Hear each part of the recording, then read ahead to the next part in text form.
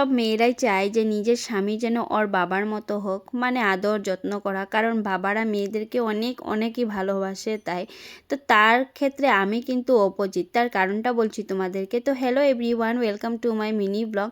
তো সকালে ঘরের সমস্ত কাজটা সেরে চা নিয়েও বসে পড়লাম, আর এদিকে রান্নার প্রস্তুতি চলছে। ডিম সিদ্ধ দিয়ে দিলাম, আর ডাব্বু ছিল ঘুমিয়ে, কিন্তু হে উঠে গেছে। আর গামলাটা নিয়ে দেখো কলপার থেকে নিয়ে আসলো আগের দিকে, মানে কি বলবো, আরও সারাক্ষণ তো ওর দুষ্টামিগুলো দেখতে দেখতে আমার পার হয়ে যায়।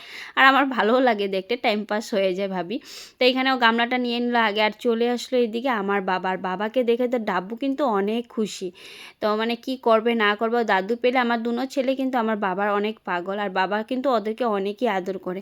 তা আমি কেন আমার বাবার মতন স্বামী চাই না, তার কারণটা হলো আমার বাবা কিন্তু অনেক ঠান্ডা আর সরল সিধা মানুষ। তার জন্য যদি আমার বাবার মতন যদি আমি বর পেয়ে যাই, তো আমার বরকে কিন্তু অনেকেই ঠগাবে।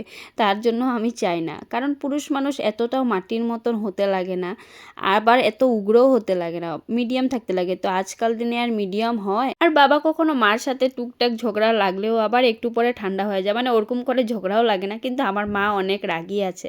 তো যাই হোক, অনেক কথাই বলে ফেললাম। এদিকে আমার ডিম ভাজিও হয়ে গেছে, আর এখানে বাবা দাঁড়িয়ে আছে ডাব্বুর সাথে খেলাধুলা করছে, তো ঘরে চলে যাবে।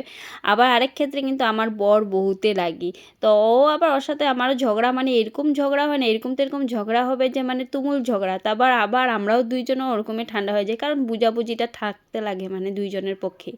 তো এখানে আমার রান্না হয়েও গেছে ডিম কারি। আর দেখো আজকে ডিম কারি কিন্তু অনেক টেস্টি করে বানালাম, আর ধনেপাতা দিয়ে দিলাম। এখানে নিয়ে নিলাম ভাত আর ডিম কারি।